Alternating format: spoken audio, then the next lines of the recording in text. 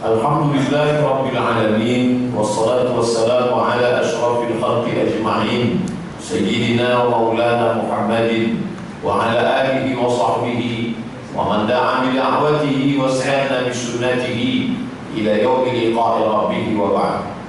Subhanaka la ilma lana illa ma 'allamtana innaka antal alimul hakim. Rabbi shrah li sadri wa yassir li amri wa hlul 'uqdatam min lisani yafqahu qawli. Pengurusi masjid, Tuan Haji Zainal Abidin, para muslimin muslimat, hadirin hadirat yang dimuliakan Allah Subhanahu wa ta'ala. Tajuk kita pada malam ini 7 golongan manusia yang mendapat perlindungan Allah, naungan Allah Subhanahu wa ta'ala. Ini berdasarkan kepada hadis Nabi Muhammad sallallahu alaihi wasallam yang disebutkan dalam kitab Sahih Al-Bukhari dan Sahih Muslim. Tiada keraguan di dalamnya kerana sepakat ahlu sunnah wal jamaah bahawa kitab ini tidak ada hadis dhaif di dalamnya. Maka bila hadis itu ada dalam Sahih Al-Bukhari, ada dalam Sahih Muslim, maka ulama menyebutnya muttafaqun alaih, disepakati kesahihannya. Diriwayatkan dari sahabat Nabi bernama Abdurrahman Ibnu Safar Ad-Dawsi, tapi ia lebih masyhur dengan panggilan Abu Hurairah radhiyallahu anhu. Qala Rasulullah sallallahu alaihi wasallam, Rasulullah bersabda, sab'atun, ada 7 yudhilluhumullahu fi dhillihi, 7 golongan ini diberikan Allah Subhanahu wa ta'ala naungan. Yauma la dhilla illa dhilluh, hari itu tidak ada naungan kecuali naungan Allah Subhanahu wa ta'ala. Malam ini kita bernaung, berlindung di bawah atap masjid. Keluar daripada masjid tidak akan masuk ke dalam rumah.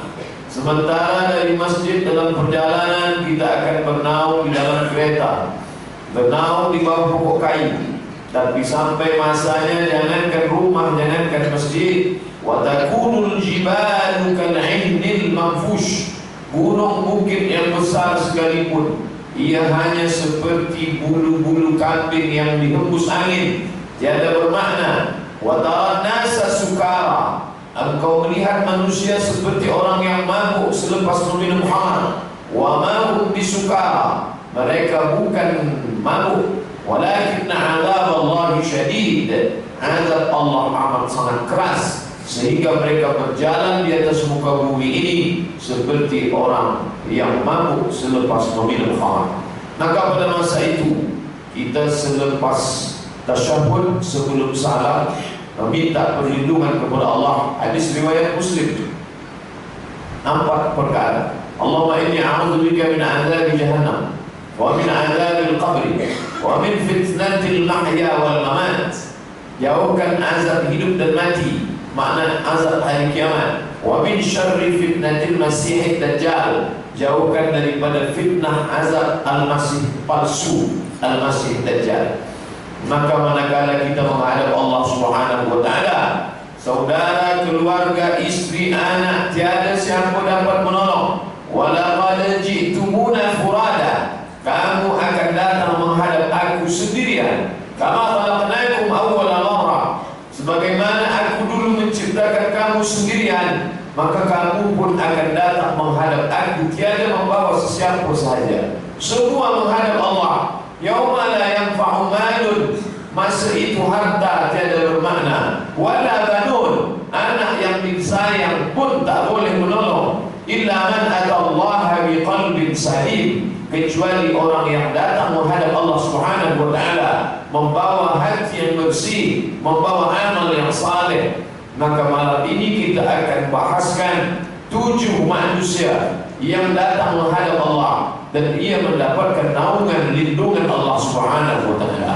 Yang pertama dari yang 7 itu adalah imamun adilun, pemimpin yang adil. Mengapa Allah tidak mengatakan syaikhun adilun, seorang tuan guru yang adil?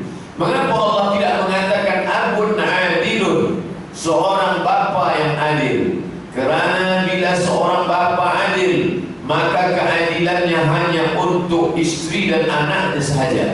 Bila seorang tuan guru adil, maka keadilannya hanya untuk murid-muridnya sahaja. Tapi manakala seorang pemimpin, penguasa, imamun adil, maka semua negeri yang berada di bawah kuasanya maka akan mendapatkan rahmat kerana ia seorang yang adil. Itulah yang ditunjukkan Allah Subhanahu wa taala dalam kepimpinan Muhammad sallallahu alaihi wasallam.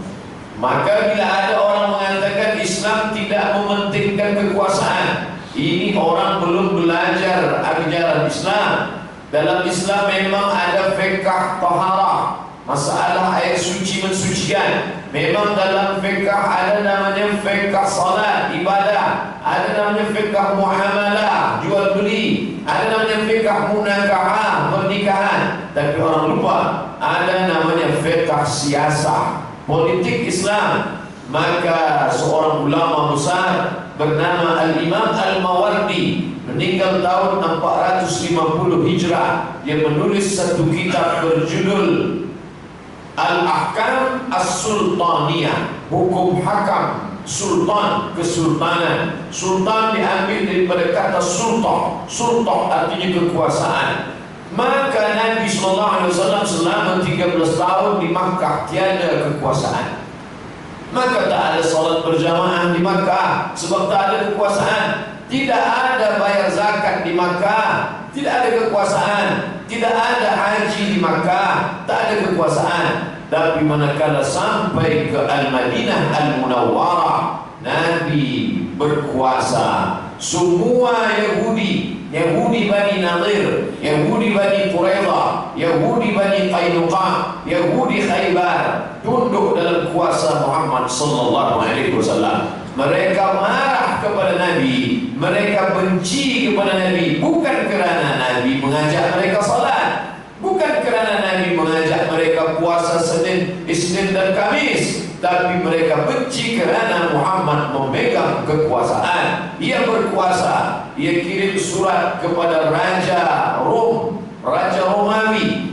Aslim taslam, hai Raja Roma, hai Raja Romawi, bila engkau ingin selamat, aslim, masuk Islam. Wa illa, bila engkau tidak mahu masuk Islam, fa'alaika dzambul arisiyin, maka dosa semua orang Romawi engkau akan menanggung dosanya. Itu dosa semua yang tak masuk Islam ditanggung oleh Kaisar, namanya Heraklius. Ada menyebut Hercules, maka dialah yang menanggung semua itu. Nabi SAW sebagai seorang yang berkuasa berkirim surat politik kepada Raja Rom pada masa itu.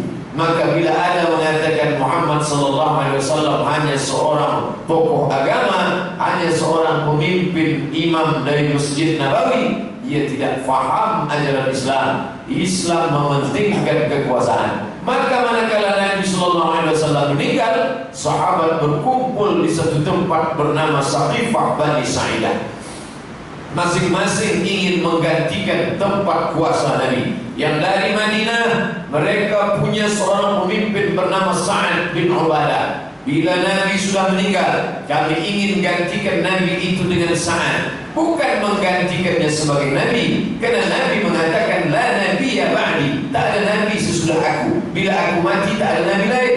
Tapi makna menggantikan kekuasaan di dalam Islam. Maka orang Madinah ingin yang menggantikan pemimpin Madinah itu dari orang Madinah sendiri, bernama Sa'ad bin Ubadah dari suku Aus. Orang Madinah dua suku, suku Aus dan suku Khazraj. Sedangkan orang Makkah ingin agar pemimpin itu digantikan orang Makkah, bernama Umar ibn al-Khattab. Berjumpalah Umar dengan Sa'ad di Saqifah Bani Sa'idah. Kalian orang Madinah ingin mengangkat Sa'ad, kami orang Makkah ingin mengangkat Umar. Tapi mereka tidak berkelahi, mereka tidak saling membenci, mereka bermusyawarah. Wa amruhum syura bainahum. Orang beriman bermusyawarah mengangkat pemimpin. Bilik mesyuarat. ada tempat bermusyawarah, bertukar pendapat, saling memberikan pendapat dan hujah, maka Abu Bakar Siddiq membacakan hadis Al-A'immah min Quraisy, pemimpin mesti berasal dari Quraisy. Maka jatuhlah Sa'ad, kerana Sa'ad bukan orang Quraisy. Naik Umar bin Khattab. Kalau begitu Umar yang paling layak, Umar yang paling sesuai menjadi pemimpin. Tapi Umar rendah hati. Kata Umar, ada yang lebih daripada aku. Siapa dia? Abu Bakar Siddiq radhiyallahu anhu. Mengapa mesti Abu Bakar? Kerana manakala Nabi sakit, yang menggantikan Nabi sebagai imam salat adalah Abu Bakar Siddiq. Itu petunjuk alamat pertanda bahawa yang akan menggantikan Muhammad sallallahu alaihi wasallam sebagai pemimpin adalah Abu Bakar Siddiq radhiyallahu anhu. 2 tahun saja lepas itu Abu Bakar meninggal dunia, digantikan oleh Umar bin Khattab. Umar ditikam oleh Abu Lu'lu'ah, digantikan oleh Utsman bin Affan. Utsman meninggal dunia, digantikan oleh Ali bin Abi Thalib. Ali bin Abi Thalib ditikam oleh Abdurrahman bin Muljam, digantikan oleh Muawiyah bin Abi Sufyan. Maka selesailah masa Khulafaur Rasyidin yang 4, berganti dengan Bani Umayyah. Apa maknanya? Islam tidak pernah memberikan kekuasaan kepada orang kafir. Maka dalam Quran dikatakan, ya ayyuhalladzina amanu, hai orang beriman, la tattakhidul kafirin, jangan kamu menjadikan orang kafir awliya, menjadi pemimpin, min dunil mu'minin, sedangkan masih ada orang beriman. Bila kamu mengangkat pemimpin orang kafir, wa may yatawallahum minkum, sesiapa di antara kamu yang mengangkat pemimpin orang kafir, fa innahu minhum, maka dia kafir. Bila ada orang Islam memilih pemimpin kafir, maka kafirlah dia. Dia wajib mengulang syahadatnya, karena Al-Quran mengatakan dia kafir. Bila ada seorang Muslim yang tidak memperdulikan kepemimpinan Islam, yang penting saya salat, zakat, puasa, haji, pergi ke Makkah, sedekah, berzikir, baca Quran, ikut kuliah, masalah kepemimpinan saya tak penting. Dalam Islam diajarkan, man mata, sesiapa yang mati, walaysa fi unuqihi bai'ah, dia tidak mengangkat pemimpin, mata mitatan jahiliyah, maka matinya mati jahiliyah. Oleh sebab itu seorang ulama besar dari Kahirah, Mesir, bernama Syekh Yusuf Al-Qaradawi mengatakan, pilihan raya manakala orang memilih pemimpin, itu maknanya dia sedang bersaksi, aku, saya Abdul Samad dengan ini memilih pemimpin saya bersaksi atas nama Allah, inilah orang yang paling sesuai menurut Al-Quran dan Sunnah yang saya pilih. Bila ia tidak bersaksi, maka ia tidak memberikan persaksian di jalan Allah. Bila ia memberikan persaksian, maka mestilah ia memberikan sesuai dengan tuntutan Allah. Bukan kata Abdul Samad, tapi kata Syekh Qaradawi dalam satu kitab, sampulnya warna hijau, dicetak oleh Darussyuruq dari Lebanon. Kitab itu berjudul Min Fiqhid Daulah. Maka orang yang salat rajin tapi memberikan kesaksian palsu, maka dia sudah jatuh dalam dosa yang besar. Apa kata Nabi sallallahu alaihi wasallam?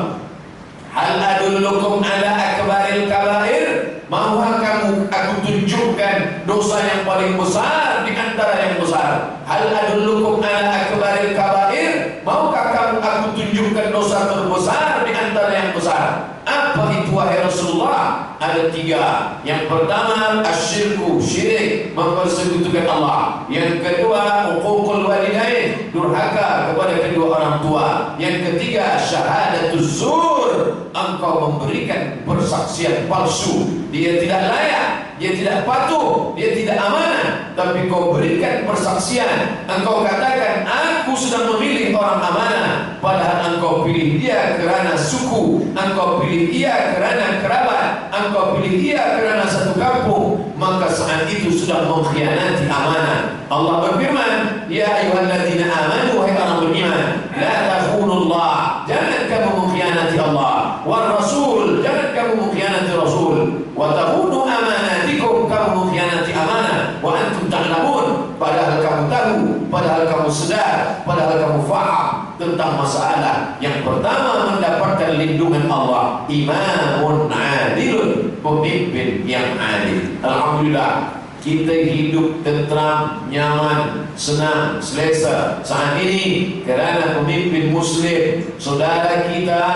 saya semasa di Maghribi punya kawan sahabat akrab ambil PhD di Maghribi. Saya tanya, awak bila balik nanti nak balik ke mana?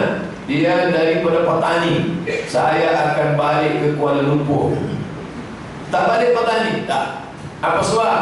Karena kami dikuasai oleh Siam, orang kafir. Seorang lelaki di kampung yang akan pergi menuai padi, dia tinggalkan pada istrinya pisau. Bila nanti masuk tentera kafir, maka bunuhlah. Bila tidak dia yang mati, engkau yang mati. Bagaimana nak pergi kuliah mengaji Quran? Bagaimana nak berfikir tentang anak boleh sekolah agama? Bagaimana nak menyelamatkan bila dikuasai oleh orang kafir? Maka dalam Islam diajarkan pemimpin itu sifatnya dua saja, tak banyak. Innallaha ya'murukum an tu'addul amanati ila ahliha. Bila ia meletakkan amanah, letak pada tempatnya.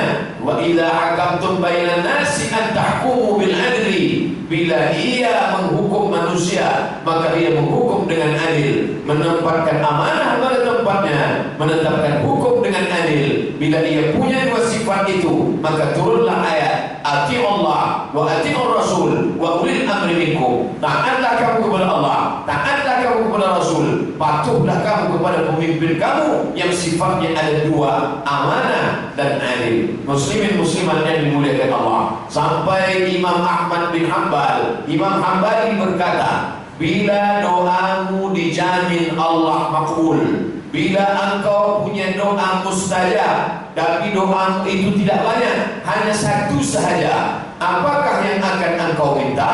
Apakah engkau minta masuk surga?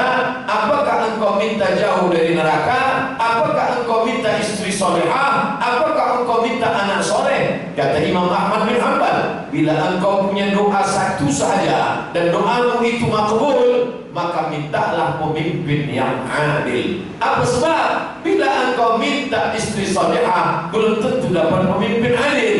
Tapi bila engkau minta pemimpin yang adil, maka insya Allah kau dapat istri salihah. Kerana dengan keadilannya, dia akan buka sekolah yang baik, dia akan berikan scholarship, dia akan berikan bantuan, dia akan tegakkan.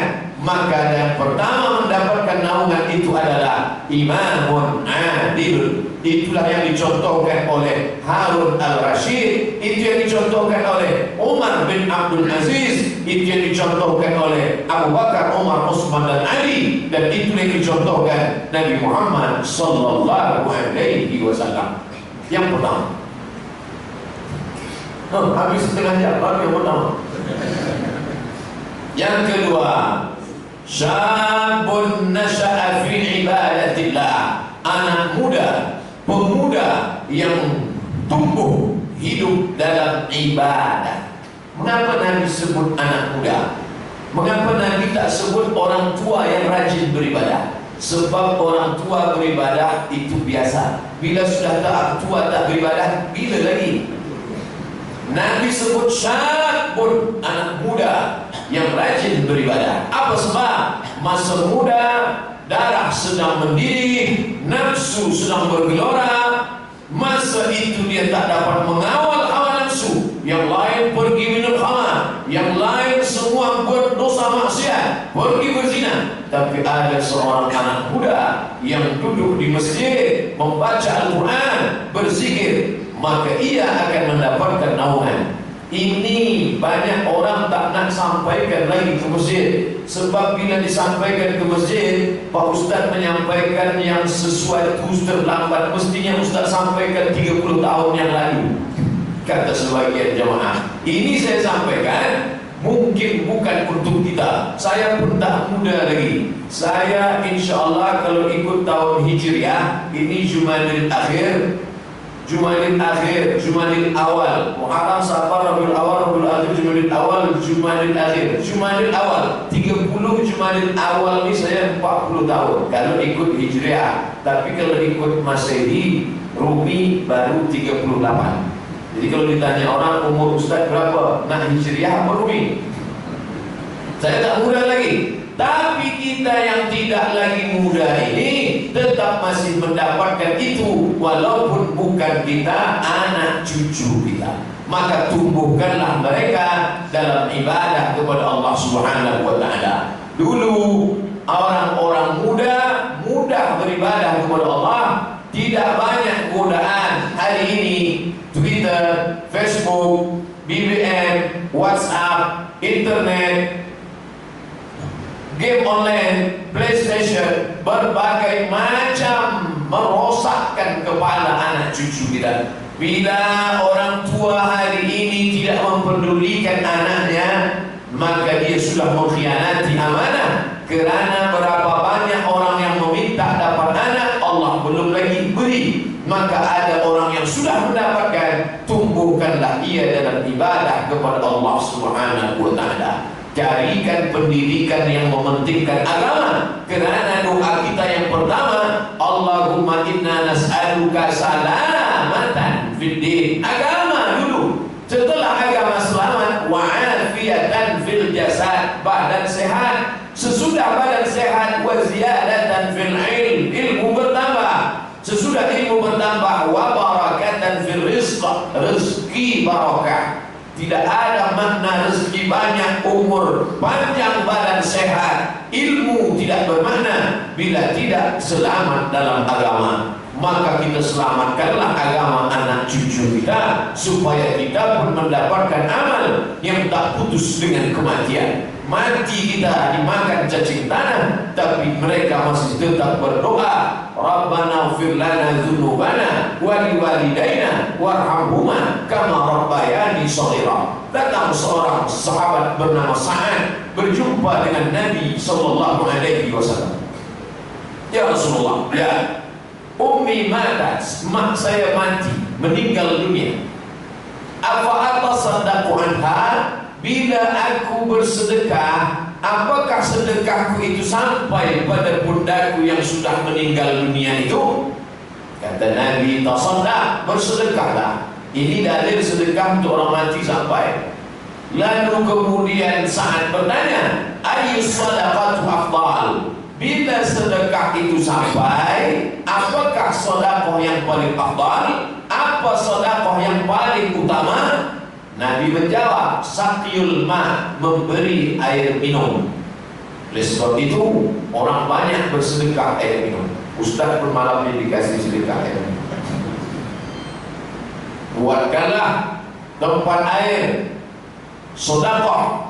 Tapi makna memberi air minum itu, kata setengah ulama, itu kerana di Arab itu susah hendak mendapatkan air. Maka di tempat kita yang air sudah banyak, jangan lagi sedekah air, sedekah hambal, sedekah masjid, sedekah banyak cara. Hadiahkan pahalanya untuk almarhum, untuk almarhumah. Itu diperolehi dari siapa? Dari syabun nasya'a fi ibadatillah, orang muda yang tumbuh dalam ibadah kepada Allah Subhanahu wa Ta'ala. Masa lalu tak boleh dijemput, masa lalu tak boleh diulang balik. Apa kata pepatah orang Arab? Lan tarji'al ayyamul lati madat, yang lampau, yang lalu tak dapat kita ambil balik. Berlinang air mata darah minta balik 10 tahun yang lalu. Jangankan 10 tahun yang lampau, 10 menit yang sudah berlalu pun kita tak boleh balik. Tapi ada yang boleh kita ulang balik. Dulu saya tak dapat pendidikan agama, hari ini anak saya mesti dapat. Dulu saya tak boleh mengaji, hari ini cucu saya mesti boleh. Dulu saya tak hafal 30 juz, hari ini anak saya, cucu saya mesti hafaz 30 juz. Tertinggi 30 juz. Tak dapat 30 juz, juz 30 pun boleh.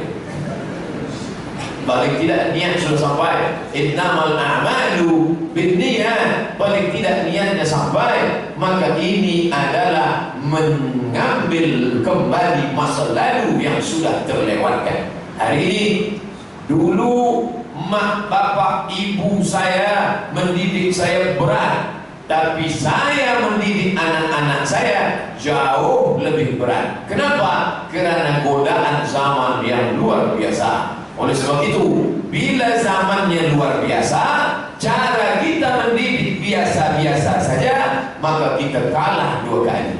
Setan sudah luar biasa, kita masih biasa, kita kalah dengan setan.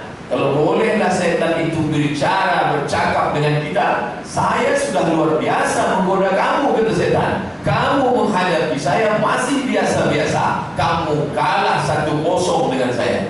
Oleh sebab itu, maka kita berbuatkan pengawalan yang luar biasa. Alhamdulillah, tadi kajian duha di Masjid Shah Alam. Ini pengerusi masjid, bagaimana kajian di masjid ini? Setiap hari ada kajian duha. Ini kelas banyak betul. Ini kelas sampai jam 9-10 malam. Artinya apa? Orang di Malaysia tidak akan mati dalam keadaan kafir kerana banyak majlis ilmu datang daripada Al-Azhar, datang daripada Yaman, datang para habaib, datang para ulama, datang para alim.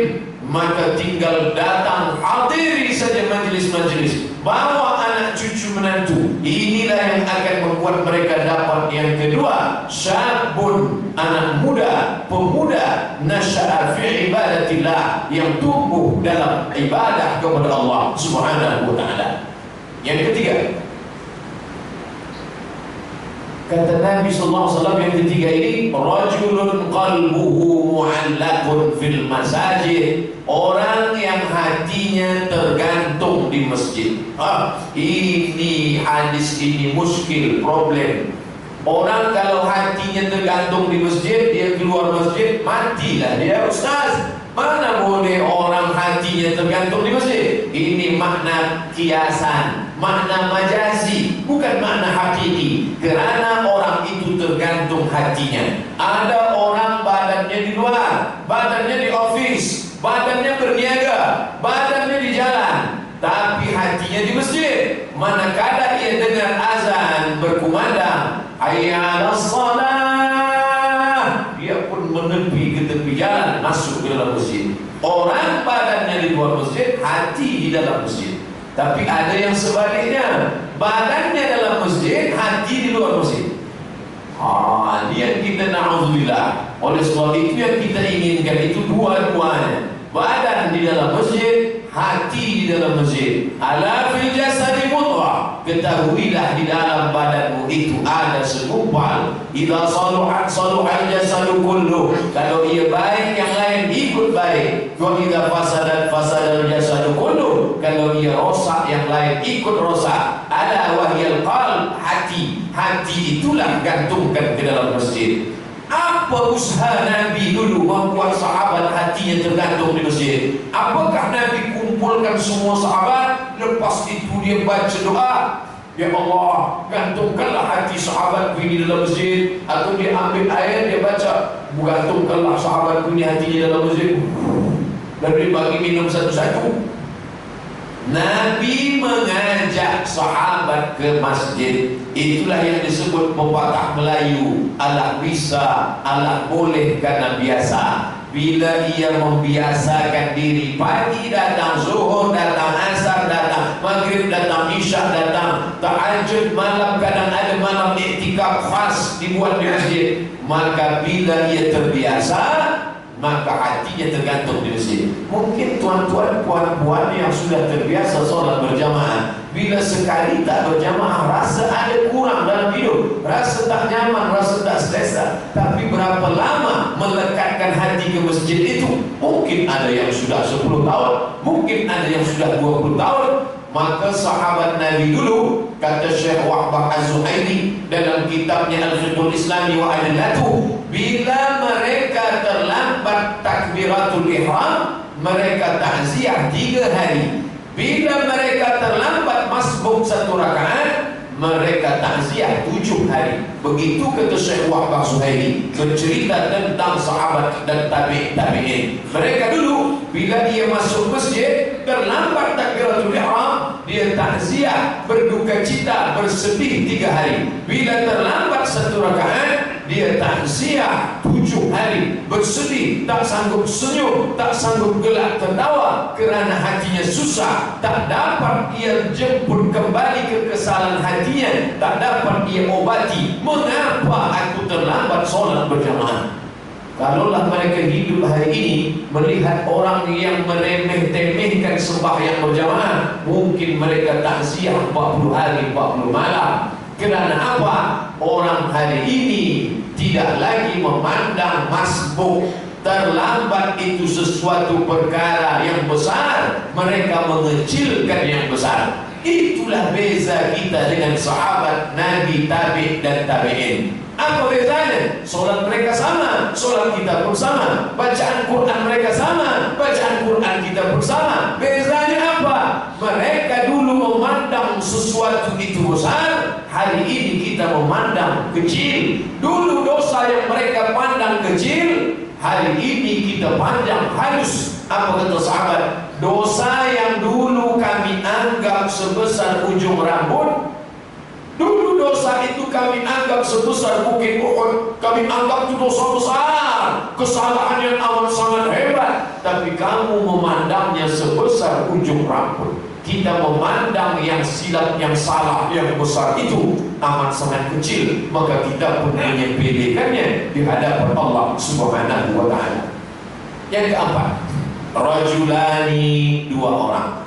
Pemimpin yang adil 1 orang. Pemuda yang tumbuh dalam ibadah 1 orang. Orang yang hatinya tergantung di masjid 1 orang. Untuk yang keempat ini mesti 2 orang.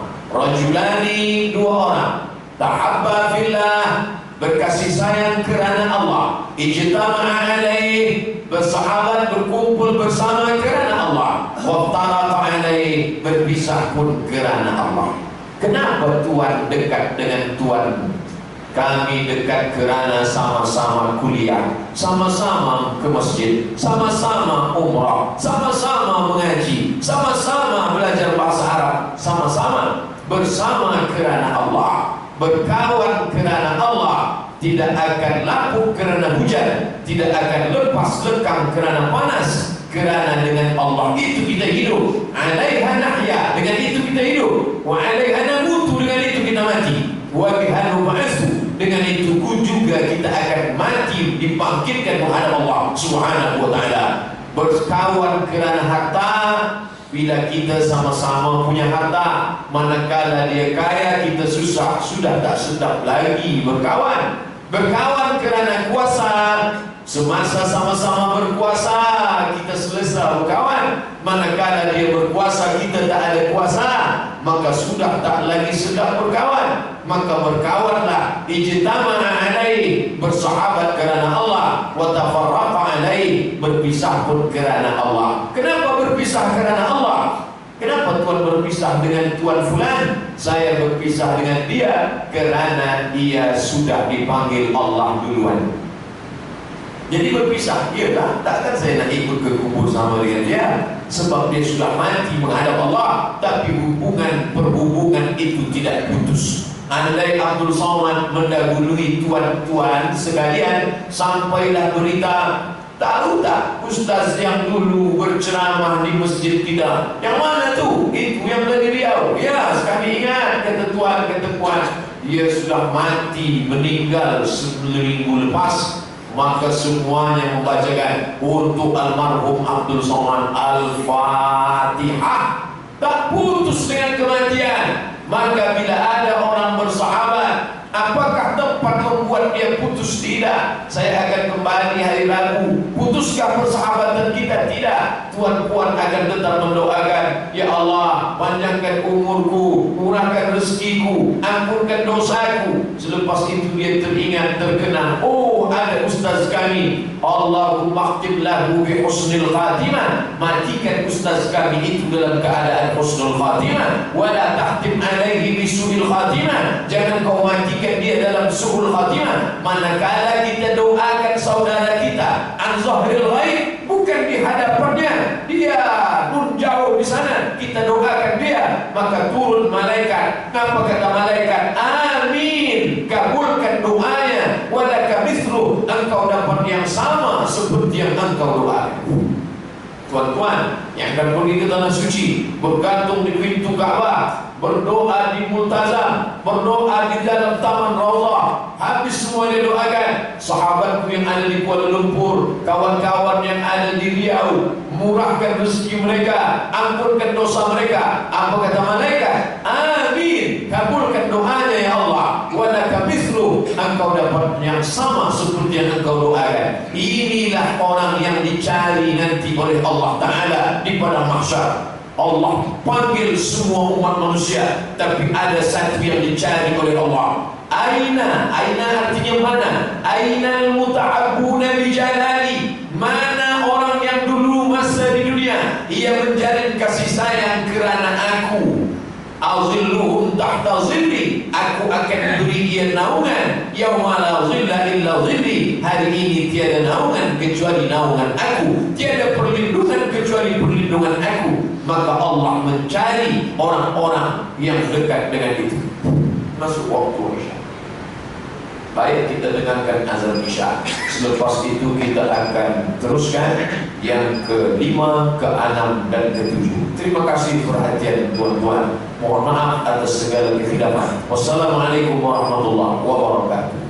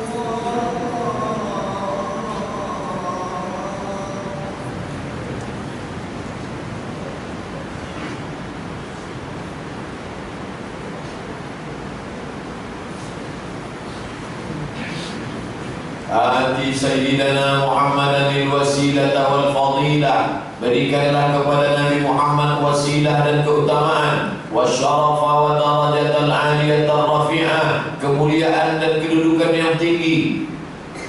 Allahumma maqaman mahmudan alladhi wa'adta, tempatkanlah dia di tempat yang tinggi yang sudah engkau janjikan. Innaka la tukhliful mi'ad, engkau tidak mengingkari janji ya Allah. Semua orang beriman mendoakan itu untuk Muhammad sallallahu alaihi wasallam, padahal dia tidak pernah melihat Muhammad, ia tidak pernah serumah dengan Muhammad, ia tidak pernah bersalaman dengan Muhammad. Jarak ia dengan Muhammad 1437 tahun, tapi dia masuk dalam golongan yang keempat ini, orang yang berkasih sayang kerana iman kepada Muhammad sallallahu alaihi wasallam.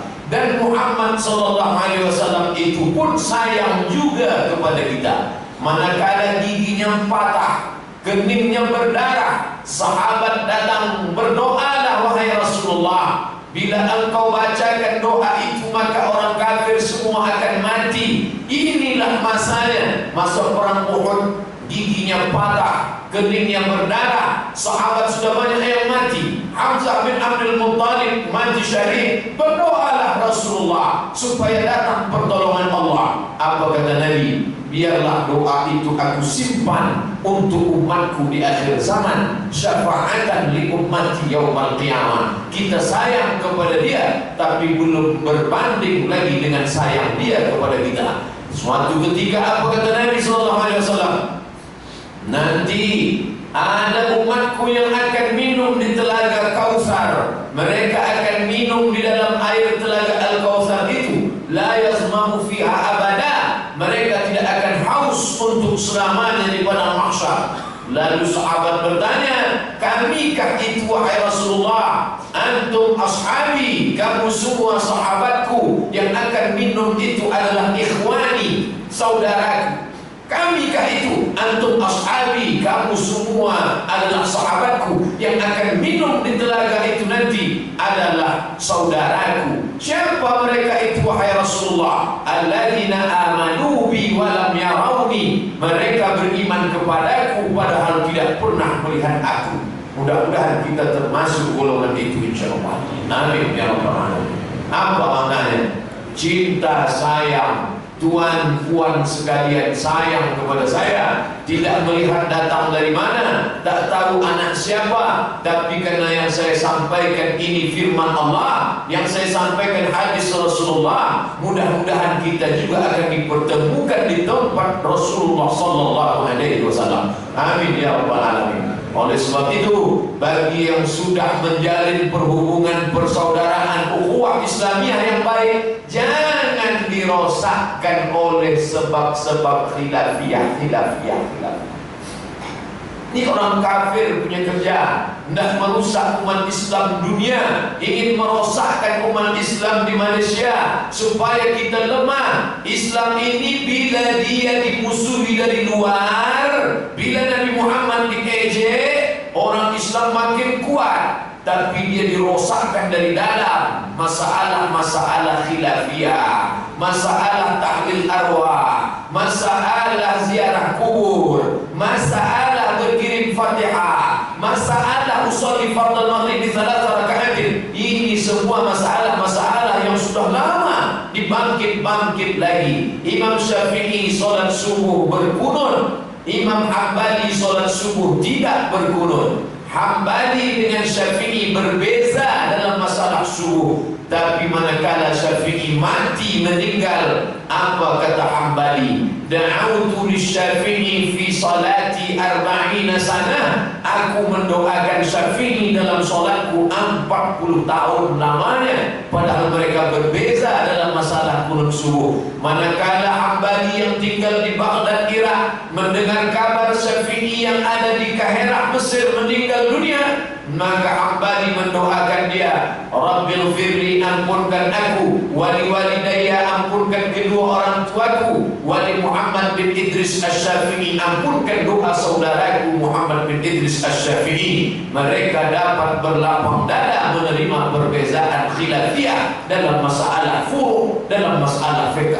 Maka jangan mau dirusak persaudaraan. Na'mal fima tafaqna, pada perkara yang kita sepakati mari kita amalkan. Wa na'tadir fima ikhtalafna, pada perkara yang kita berbeza pendapat marilah kita berlapang dada menerima perbezaan. Yang kelima, rajul, seseorang, dan ashu mar'atun, diajak orang berzina. Yang mengajak berzina itu zata mansibin, memiliki kedudukan jawatan yang tinggi, wa jamalin, orangnya kalau lelaki handsome, kalau perempuan cantik. Yang mengajak berzina bukan orang biasa, memiliki kedudukan yang tinggi, dan orang yang pula memiliki yang kecantikan dan luar biasa. Maka pada masa dia diajak berzina itu, apa jawaban dia? Jawabannya hanya satu kalimat, inni akhafullah, aku takut kepada Allah. Apakah kerana ia takut dipandang manusia? Tidak. Apakah kerana ia takut kerana cakap orang banyak? Tidak. Hari ini berapa banyak tempat untuk maaf melakukan perbuatan zina? Berapa banyak cara agar orang boleh berkenalan, berkawan, tidak mahram, berjalan bersama tanpa diperhatikan orang lain. Banyak kesempatan, tapi ia tidak melakukan itu. Mengapa? Kerana dalam hatinya ada rasa takut kepada Allah Subhanahu wa ta'ala. Dulu orang kalau mau buat dosa, kesempatan payah. Hari ini dosa begitu banyak cara, tapi kalau tidak kuat-kuat iman, maka hancurlah, baik yang muda maupun yang tua. Tak sedikit kita baca di internet, google.com, youtube.com, bercerita tentang orang-orang yang hebat, dimuliakan, tapi terjerumus masuk ke dalam setan, ajakan godaan setan. Kalau hari ini kita masih selamat kerana masih ada rasa takut kepada Allah. Khatib naik ke atas mimbar hari Jumaat, apa kata khatib? Usikum wa nafsi bitaqwallah. Khatib wasiatkan supaya takutlah kepada Allah. Lelaki yang sudah mendengar wasiat itu balik pulang ke rumah, dia sampaikan ke istrinya, wahai istriku, wahai anakku, takutlah kalian kepada Allah. Kalau seorang lelaki takut kepada Allah, dia tidak akan mengkhianati istrinya. Kalau seorang perempuan takut kepada Allah, dia tidak akan mengkhianati suaminya. Kalau suami istri takut kepada Allah, dia tidak akan mengkhianati anaknya. Maka tanamkanlah ilmu takut kepada Allah. Rajin mengaji, rajin kuliah, rajin menghafal ayat, rajin ikut segala macam majlis ilmu. Tanya hati, apakah dengan banyak kuliah ini aku makin takut kepada Allah, atau hanya sekadar pengetahuan, maklumat, hanya memperbanyak maklumat. Man izdada ilman walam yazdad hudan falam yazdad illa bu'dan. Begitu kata Imam Ghazali. Sesiapa yang ilmunya bertambah tapi takutnya tak bertambah, maka dia makin jauh daripada Allah Subhanahu wa ta'ala. Hari ini kita tengok, kita perhatikan, banyak orang ilmunya bertambah tapi takutnya tak ada sedikit pun. Kita yang awam ini heran, kenapa dia tak takut pada Allah? Kerana akibat dari tidak mengamalkan ilmu. Maka yang kelima adalah orang yang diajak berzina, kesempatan terbentang luas, tapi dia katakan inni akhafullah. Yang keenam, rajulun, seseorang, tasaddaqa, bersedekah, fa'akhfaha, tapi sedekah itu dia suruhkan, dia sembunyikan, tidak dia tampakkan. Hatta la ta'lamu yaminuh, sampai tangan kanan, sampai tangan kirinya tidak tahu. La ta'lamu shimaluh, sampai tangan kirinya tak tahu. Ma anfaqat yaminuh, apa yang disedekahkan tangan kanan. Ini hadis juga makna kiasan, makna majazi, sama macam hati tergantung ke masjid. Tapi setengah umat Islam memahami hadis ini hakiki. Dia masuk ke masjid, dia tengok ada tabung wakaf, maka dia masukkan tangan kiri ke dalam saku. Tuan Haji kenapa tangan? Kata Pak Ustaz tadi, jangan sampai tangan kiri tahu apa yang diberi oleh tangan kanan. Maka saya masuk dalam saku ni. Maknanya, sedangkan diri saya saja pun tidak tahu, apalagi orang lain. Tapi ini pun masalah. Apakah sahabat Nabi itu semuanya diam-diam bersedekah? Tidak.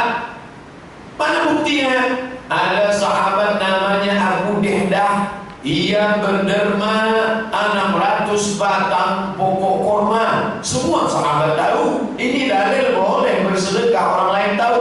Manakala turun ayat lan tanalul birra hatta tunfiqu mimma tuhibbun, kamu tidak akan mendapatkan kebaikan sampai engkau berikan harta yang paling kau sayang. Mana baju paling kau sayang, itulah sedekahkan. Mana kain paling kau sayang, itulah sedekahkan. Lan, tidak akan.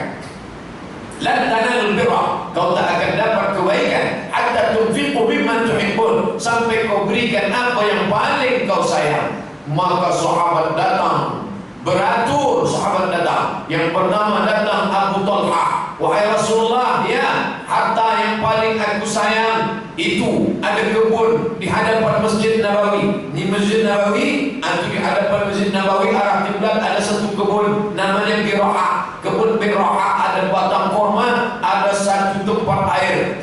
Dulu air dijual mahal, maka dia bagi kepada Nabi, ya Rasulullah, inilah harta yang paling aku sayang, ambillah. Datang Umar bin Khattab, wahai Rasulullah, aku ada harta yang paling aku sayang, tanah Khaybar, ambillah tanah Khaybar itu, wahai Rasulullah. Datang Abdullah bin Umar, harta yang paling aku sayang, ada satu budak hamba saya, Rumia, seorang perempuan dari Rom, maka aku bebaskan dia fisabilillah. Ini dalil bahwa bersedekah diketahui orang lain itu boleh. Lalu apa makna hadis yang ke-6? Bila tangan kanan memberi, tangan kiri tak tahu. Artinya jangan riya, jangan sum'ah. Riya, sum'ah. Riya diambil dari kata ro'a. Ro'a menengok, memandang. Makna riya ditunjukkan pada orang. Bila dia nak bersedekah, ditunjukkan, ditampakkan pada orang. Adapun orang lain tahu, tak masalah. Yang kedua, sum'ah. Sum'ah diambil dari kata sami'ah, mendengar. Makna sum'ah, memperdengar-dengarkan. Malam tadi alhamdulillah saya tahajud 20 rakaat. Ditulis lagi. Di mana ditulis? Di wall FB. Semua orang tahu. Oleh sebab bila dia mengajar boleh. Marilah kita bertahajud kerana Allah berfirman wa minal laili fatahajjad bihi. Boleh, tak salah, tulislah. Tapi manakala dia tulis yang dia lakukan, maka ini masalah, dia akan menjadi riya dan sum'ah. Ini yang ke-6. Yang terakhir, yang ke-7, rajulun, seseorang, zakarallah, mengingat Allah, berzikir, khalian, sunyi, sepi, tengah malam, semua orang tidur, semua orang mengigau, semua orang sedang larut tenggelam dalam tidur panjang. Tapi ada seseorang yang bangkit dari tidur tengah malam, khalian, sunyi. Lalu dia pun berzikir, fafadat ainahu, menetes air, menetes air matanya. Tangan dia berdoa, Allahumma ajirna minan nar, Allahumma ajirna minan nar. Terbayang semua masa lalu, masa muda, terbayang dosa-dosa dulu, terbayang berapa banyak nikmat Allah sudah diberi, tapi sedikit syukur kepada Allah. Maka pada saat itu menetes air matanya. Maka inilah yang membuat turun rahmat Allah. Hai malaikat, tengok, pandang pada hambaku yang bangun jaga tengah malam, tak ada sesiapa menengok dia. Maka nanti di hari akhirat beri dia naungan. Kerana Nabi Muhammad SAW sudah menjanjikan 7. Yang ke-7 itu adalah rajulun, seseorang, zakarallah, mengingat Allah, khalian, dalam keadaan sunyi, tak ada orang, terjaga di tengah malam. Di saat itulah fafadat ainahu, menetes air mata. Pak Ustaz, tuan guru. Ya, bagaimana bila orang berzikir di tengah ramai menetes air matanya? Apakah ada pahala? Ada.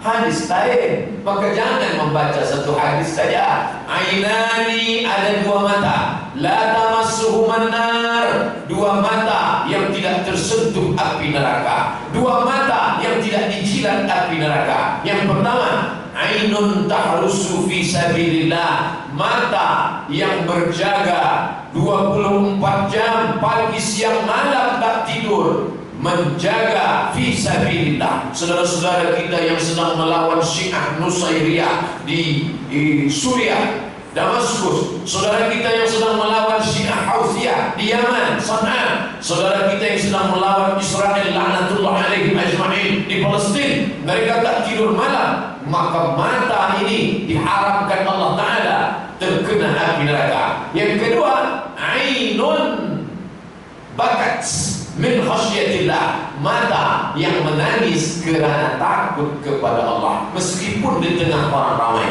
Maka kita tengok ada orang menangis di samping pintu Kaabah, nangis di multazam, ya Allah, menangis berurai mata. Selepas itu kita pun tanya dia, apa awak tangiskan tadi? Kaki saya dipijak orang Afghanistan. Oh, bukan kerana itu, kerana takut kepada Allah Subhanahu wa ta'ala. Bakat min khasyatillah, menangis kerana takut kepada Allah Subhanahu wa ta'ala. Menangis ni tak boleh dibuat-buat. Saya membawa jamaah umrah baru balik hari Isnin kemarin.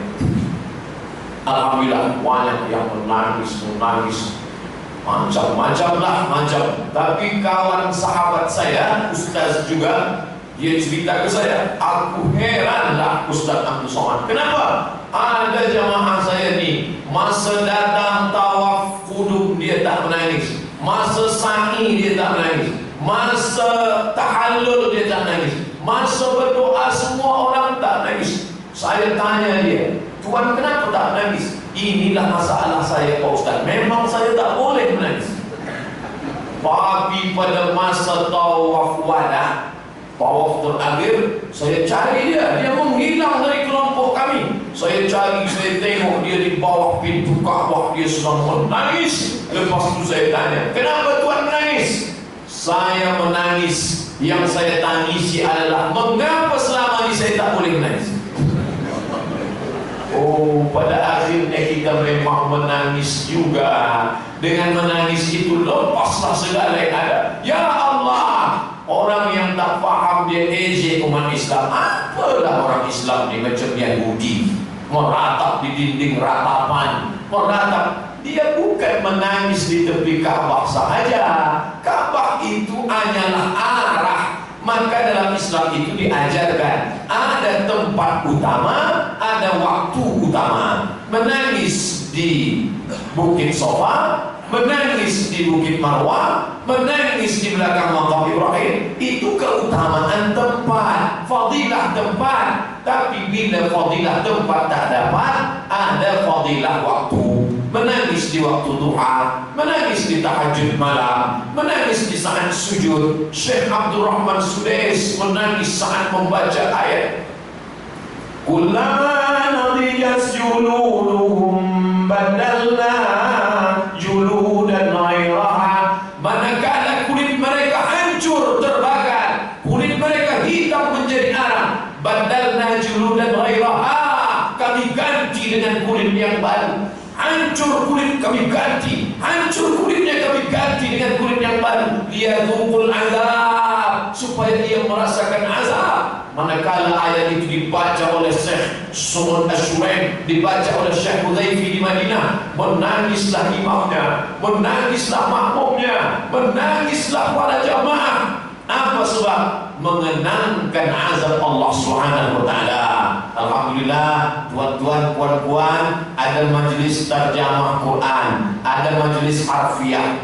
Dia kaji satu-satu. Ya ayyuha, hai orang-orang allazina. Itu bagus, baik. Apa maknanya? Manakala imam nanti membaca di Masjidil Haram, dia di belakang sudah paham ayat. Kerana banyak juga jamaah haji umrah itu manakala imam menangis, dia menangis juga, bukan kerana faham ayat itu. Lama betul baru rukuk imam itu, panjang betul. Tapi alhamdulillah jamaah Kuala Lumpur itu banyak yang sudah mengkaji. Tadi saya tengok Quran yang dicetak Malaysia pakai terjemah bahasa Melayu. Ini bagus. Maka andai tak boleh faham bahasa Arab, fi'il madhi, fi'il mudhari, mufradat, mubtada, khabar, fa'il, naibul fa'il, itu menyusul belakangan. Yang penting kita baca satu-satu. Saya tak boleh lah Pak Ustaz, ini bila saya baca saya lupa. Bila saya al-mahiru bil Quran, orang yang mahir baca Al-Quran, ma'as safaratil kiramil barara, dia akan dibangkitkan bersama para malaikat nanti di akhirat. Wallazi yaqra'ul Quran, orang yang membaca Quran, wa yatata'ta, dia tak lancar membaca, wa yatata'ta, tak ada berhenti banyak, tapi dia terus, lahu ajrani, dia dapat 2 pahala. Yang pertama balasan kerana membaca Quran, yang kedua balasan kerana ia terus berjihad. Jihad dia bukan membawa tombak pedang, jihad dia adalah terus bermujahadah. Allah berjanji, walladzina jahadu fina, sesiapa yang bermujahadah mencari jalan kami, lanahdiyannahum subulana, kami akan berikan jalan kami. Ingat, belajar dalam Islam tidak terhad pada kelas, tidak terhad pada guru, tidak terhad pada waktu. Minal mahdi ilal lahdi, dari ayunan hingga kriak lahat. Itulah kaji kita malam ini. Mudah-mudahan ada manfaatnya. Puan-puan balik daripada masjid ini, ada anak menantu bertanya, siapa tadi menyampaikan ceramah? Tuan Abdul Somad daripada Riau, Sumatera. Apa isi kaji dia? Ada 7 golongan. Apa yang 7 tu? Entahlah, pokoknya 7 saja. Tapi insyaAllah ada rakamannya. InsyaAllah kita akan bagi share kepada muslimin muslimat. Tentulah selama menyampaikan tausiah ini, tazkirah ini, banyak cakap menyinggung perasaan, tak berkenan di hati. Saya hamba Allah yang dhaif, mohon maaf. Yang baik-baik datang daripada Allah, yang buruk, yang tak elok datang daripada hamba Allah yang dhaif. Terima kasih atas segala perhatian, mohon maaf atas segala kekhilafan. Subhanakallahumma wa bihamdika, asyhadu an la ilaha illa anta, astaghfiruka wa atubu ilaik. Allahumma ij'alna minal ladzina yastami'una al-qawla fayattabi'una ahsana. Jadikan kami orang yang mendengarkan tazkirah yang baik, mengiringinya dengan amal yang baik. Allahumma ijma' bainana wa baina nabiyyika Muhammadin sallallahu alaihi wasallam. Satukan kami dengan Nabi Muhammad sallallahu alaihi wasallam. Rabbana ighfir lana dzunubana, ampunkan dosa kami, wa liwalidaina, kedua orang tua kami, wa li masyaikhina, tuan-tuan guru kami, wa li azwajina, suami istri keluarga kami, wa li zuriyatina, anak cucu keturunan kami, wa li ikhwanina alladzina sabaquna bil iman, saudara-saudara kami yang sudah mendahului kami dengan iman.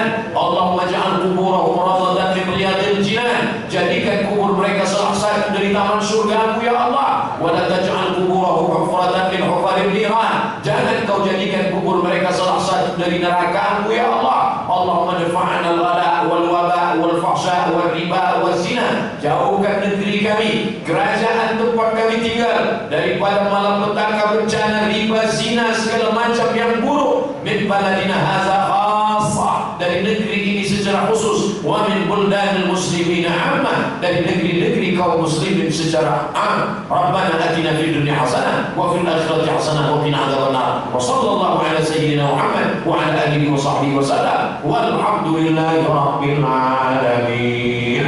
Taqabbalallahu minkum minna wa minkum taqabbal ya karim. Assalamualaikum warahmatullahi wabarakatuh. Saya mengucapkan ribuan terima kasih kepada Fadil Ustaz Abdul Somad yang menyampaikan ceramah beliau sebentar tadi, iaitu 7 golongan yang akan dinaung oleh Allah SWT. Dan kita tengoklah kita tergolong dalam mana, insyaAllah kita ambil iktibar dan muhasabah daripada apa yang disampaikan oleh Ustaz sebentar tadi. Dan kita doakan Ustaz Abdul Somad perjalanan balik ke Indonesia nanti selamat hendaknya, insyaAllah kami doakan. Dan selepas solat isyak nanti kita ada jamaah al-qadar semua